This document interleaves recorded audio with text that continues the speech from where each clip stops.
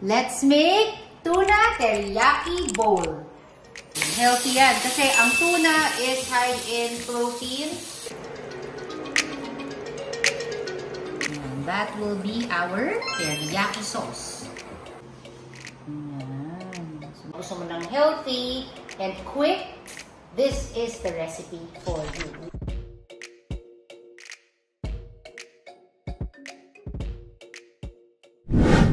Hello everybody and welcome back to my YouTube channel or to Kusinika, Kusina ni Nika, Kusina ni Danica. So, itong recipe na gagawin natin today is sobrang madali lang to. Ito yung mga pag medyo you're watching your weight o gusto mo ng healthy and quick, this is the recipe for you. We are making tuna teriyaki bowl. Lagyan na muna natin yung sauce. So, first we have our soy sauce. Water. 1/2 cup.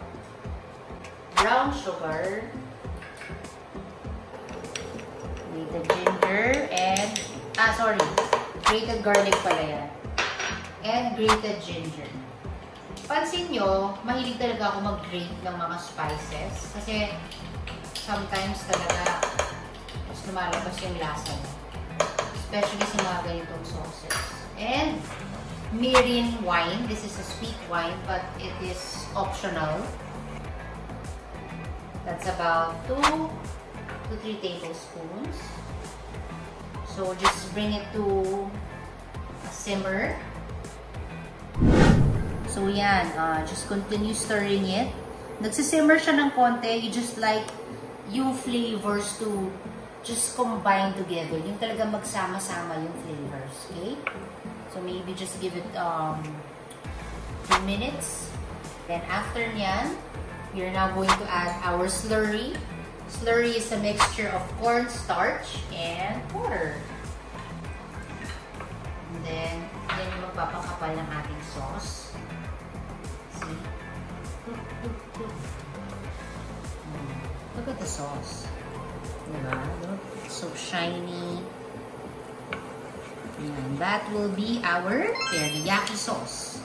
Okay, so we are done and we will set this aside. Okay, so here we have our tuna. This is frozen tuna, pero better if you can get fresh tuna sa market. Madali lang naman yan. I just cut it into cubes. And then, I just seasoned it with salt and pepper. You can still marinate it with a little bit of soy sauce for 30 minutes. Pero ako hindi ko na ginagawa yun kasi para medyo iwas sa sobrang alat. We have our teriyaki sauce naman later. So, salt and pepper lang. Ganun lang kadalo. And we will put oil na sa ating pan. And then, add your garlic or bawang. Gisa-gisa lang po natin yan.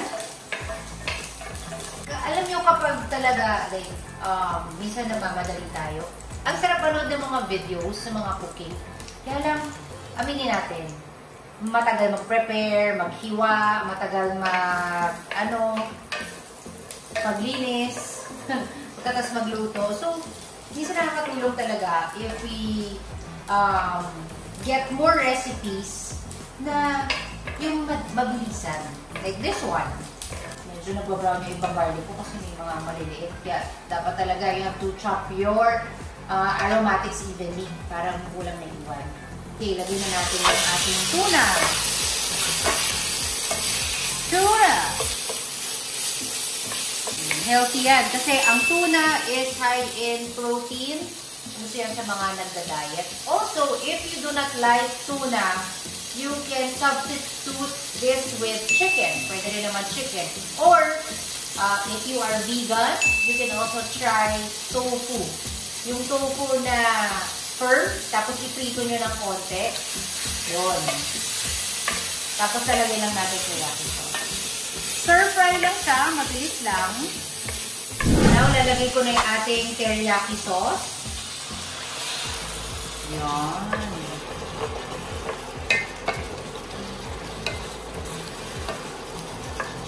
Oops. Bawasan natin yung ating heat.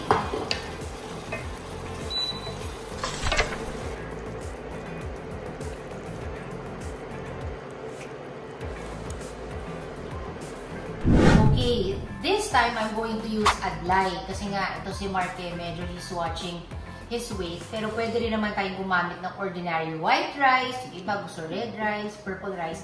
Bahala kayo. Or quinoa, pwede rin. But ngayon, for the sake of plating, gamit muna tayo ng adlay. Ganyan. Baka sabihin nyo, ang dami ha. Hindi naman kami ganyan, share na kami dito. Tsaka yung ibang yung kids. For the sake of plating lang, para lang makita nyo. And then, lagay na natin yung ating mga tuna pieces. Ayan. Sunod yung ating tuna. Lagyan natin ng konting carrots. Or any veggies na gusto nyo po. Ayan. Pwede rin kayong gumamit ng, ano yung tawag doon? Toge. Diba? Kung anong gusto nyo ilagay. And, lalagyan natin ng spring onions. There. Of course, on top. Masarap to pag minix na. And, of course, huwag muna natin kalimutan more sauce. Yan, napapasarap siya. O, diba? Restaurant style, pero ginawa nyo lang sa bahay. And, of course, some toasted sesame seeds.